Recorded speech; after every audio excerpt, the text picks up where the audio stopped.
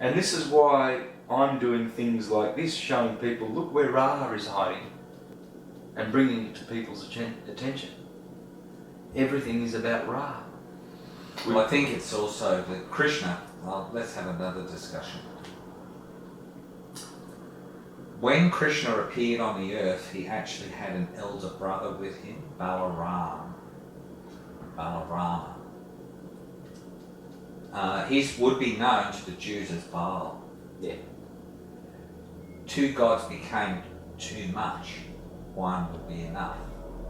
So when I've looked at the language and the bloodlines... Balarama, did you say? Yeah, Balarama. There's a silent A on the end. B-A-L-A-R-A-M-A. B-A-L-A-R-A-M-A. Yeah. Balarama. Look at that, man. Yeah. Remember the word ramble I said before? Yeah. It's just backwards. Balarama. Rambel. Yeah. It's So- always there. So this is why I'm sharing with you what I am saying to you. Look, I think your research is fabulous and wonderful, and especially that you don't seem to have a personal guide or teacher. You're independent, searching, asking, inquiring, what does this mean? Yeah. Okay. Totally. I don't even have a crystal ball, see? Okay. So my point then, back to you then, is this. I'll give you another understanding. See if it gels. The word Jehovah is the contemporary Christian name of God. And prior to that, it was Yahweh. And prior to that, it was the Tetragrammaton, Yod He, Vav He. Well, in Sanskrit, Krishna, his mother her name is Devaki Yadu. That's her real name, or Devaki Mayi. But on the night that Krishna appears on the earth, the king of the place, his name is Kamsa. And Kamsa, he has taken his father's kingdom and put his father in the jail. So the king is called Ugrasen and the district is called Surasen. So the word Sura means demigod and Asura means fallen from godlike behaviour.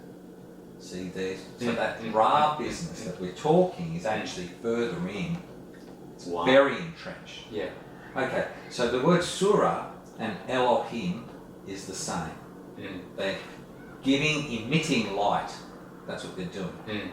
And a Nephilim is a person who was doing that but has fallen down. So they're now sucking in light. Yeah. Yeah. And they're called Asura. Asura. So in Japan that would be Ashura, and you can ask your wife. Yeah.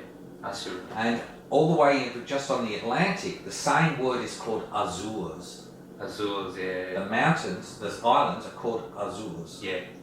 Okay, so that same word meaning a fallen person. So when you look at the Mesopotamian king, I think his name is Ashurbanipal. Ashurbanipal. He's an Asura. Yeah, Asura. He's a demon. Yeah, I'm seeing it everywhere. Ahura Assyrian. Mazda. Listen to this. Ahura Mazda, that's what I was thinking. is missing an S. Yeah. Yeah. He's an Asura. Asura Mazda. Yeah, that's what I was thinking straight away in my mind. And the Assyrians. Assyrians are Assyrians, whereas Syrians are Surya of the sun. Yeah. Yeah. Assyrians are Assyrians. They are demons. Yeah. Okay. Yeah. So let's get back to this point. So the Tetragrammaton is made of three letters, one's repeated. Yod He, Vav He. And I haven't got the pronunciation properly, perhaps, because the rabbis won't teach anyone to say it properly. Having said that, Krishna's mother is known as Devaki Yadu, and on the night, because Kamsa is ready to kill the child as soon as it's born, Krishna puts everyone to sleep, and he asks his father to put him in a wicker basket and carry him across the river, and then swap children to a female. So he brings a female child back, and the mother, who was asleep after giving birth, hasn't even seen the sex of her child. Her name is Yashoda. So when you see a picture of Yashoda and Krishna, that's the original Madonna and child. Beyond Isis, beyond Jesus and Mary, beyond all of that. Yeah. And that cult became known as the Heliopolis cult. So when they're worshipping in Helios, anything to do with the sun is actually little baby Krishna when he's still taking, when the child sticks their finger in the butter, in the cake mix. Well, Krishna's doing that. That's called Makachor, and that's where the Greeks are getting Heliopolis. Having said that, Krishna's father, he's a Vrishni, that's the family name, but his name is Vasudeva. So, if in our songs, in Hare Krishna songs, when you say Yadava, meaning the son of the mother Yadu, Yadava, when you call him, you say hey. So you can say, as a legitimate name of Krishna, Yadava hey, Yod hey. My goodness. And Vasudev hey became Val hey. Wow. So that became Yod hey, Val hey, became Yahweh, became Jehovah. Wow. Jehovah and Krishna is identically the same person. Yeah. Now Krishna's brother, Balaram, how I was saying before, he's got a different mother. He's got the same father. And I haven't yet, although I've looked for more than about 16 years, I have not found the dynastic name of Yashoda's family. Is it? No, Rohini. I haven't found Rohini's family, and that's Balaram's mother.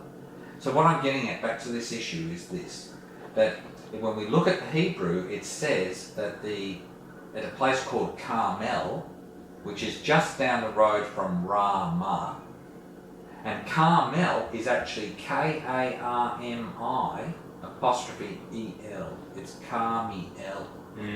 So the school of God's law, El being God, a Karmi is a person who doesn't fully understand karma. Yeah. So they haven't woken up spiritually. Yeah. They're just out there exploiting the world and thinking they're brilliant. They're called karmis. They're attracting karma to their lives, whereas spiritualists are trying not to attract karma at all, good or bad. Preferably good, but still you have to come back to experience. So my point then is that Elijah, the prophet, he's famous for having a quiet space under Mount Carmel. Yeah. And he killed the 400 prophets Yeah. of Baal. So at that point, that's when Hebrew became monotheistic. Before that, it was duotheistic. Really? Duo. I thought it was henotheistic. What's Heno mean? They chose one out of all the gods. Oh, without a doubt, because the real difference there is the gods were known to human beings, but the gods never came to earth. Yeah.